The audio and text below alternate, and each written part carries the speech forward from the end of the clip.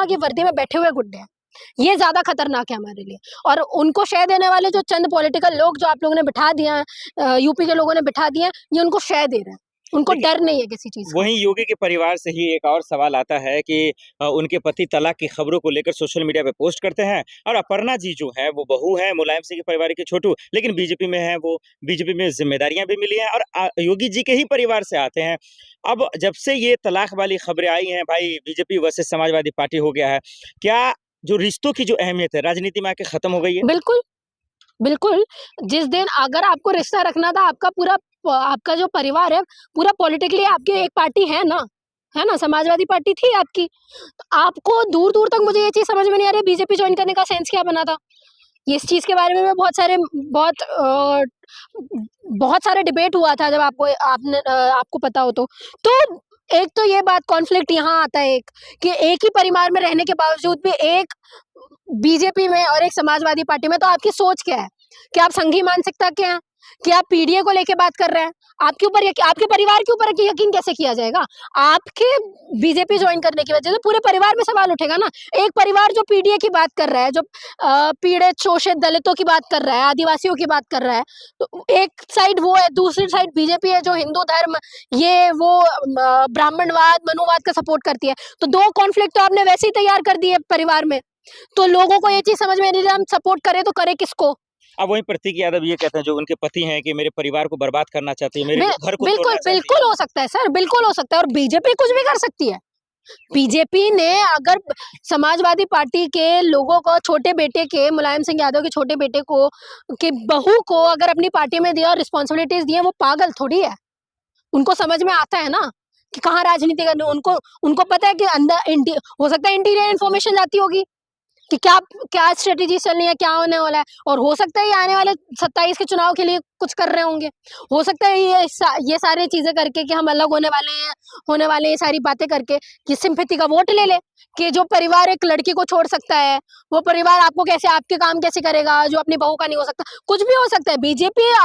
BJP को लड़कियों को जब यूज करना वो तब यूज करेंगे। अपर्णा जी इस मामले में खामोश है, क्योंकि वो तो खुद पत्नी है। क्या उन्हें आकर सोशल मीडिया पे बताना चाहिए कि सच्चाई क्या है तलाक की खबरों पे? बिल्कुल बोलना चाहिए। अगर आप नहीं बोलेंगे तो लोगों को यही लगेगा कि आप कहीं ना कहीं इनडायरेक्टली नहीं चाहती है कि समाजवादी पार्टी पावर में आए। या तो हो सकता है जैसे मैंने एक हाइपोथेसिस दी आपको कि हो सकता है 27 के इलेक्शन की वजह से ये सारी चीजें हो रही हो। जब तक आप नहीं आओगे कैमरा के सामने, आप नहीं बोलोगे, तब तक लोग तो अज्यूम करेंगे।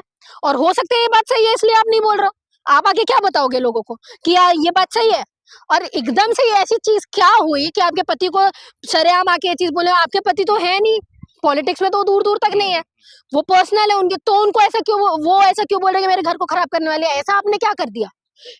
चीजें दोनों तरफ से होती है सर, आपको ये भी देखना पड़ेगा। और जरूरी नहीं है लड़की है तो हर बार सही होगी। वो किस बैकग्राउंड से आती है, किस मानसिकता से आती है, वो भी देखिए।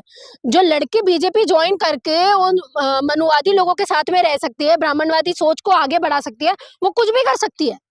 तो इसे उनको आके अपने आप को, अभी वो बोलते ना कि अपने आप को बता देना चाहिए कि मैं पवित्र हूँ अभी भी। नहीं तो बीजेपी, चलिए ठीक है, रिश्तेदारी के तौर पे आप कह रही हैं, वो बात वाजिब है, मान भी लेता हूँ, लेकिन बीजेपी में जाके गुनाह थोड़ी नहीं किया, तो उनकी स्वतंत्रता है ना।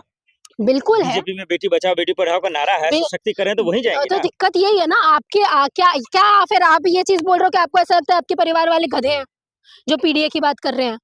आपको लगता है क्या बीजेपी ज्यादा बात करती है दलितों पिछड़ों की?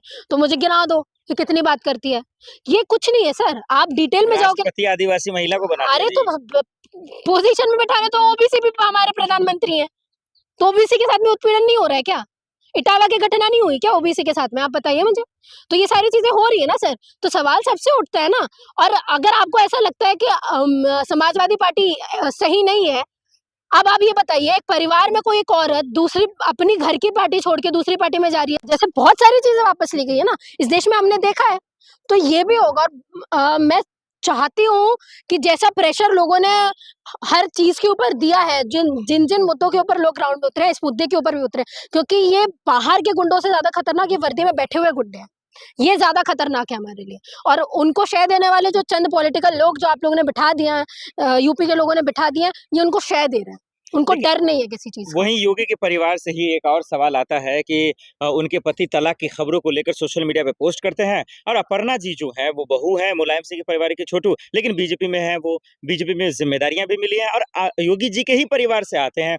अब जब से ये तलाक वाली खबरें आई हैं भाई बीजेपी वर्सेस समाजवादी पार्टी हो गया है, क्या जो रिश्तों की जो अहमियत है राजनीति में आके खत्म हो गई है? बिल्कुल, बिल्कुल। जिस दिन अगर आपको रिश्ता रखना था, आपका जो परिवार है, पूरा पॉलिटिकली आपकी एक पार्टी है ना? समाजवादी पार्टी थी आपकी। तो आपको दूर-दूर तक मुझे ये चीज़ समझ में नहीं आ रही है बीजेपी जॉइन करने का सेंस क्या बना था? इस चीज़ के बारे में बहुत सारे डिबेट हुआ था जब आपको पता हो तो।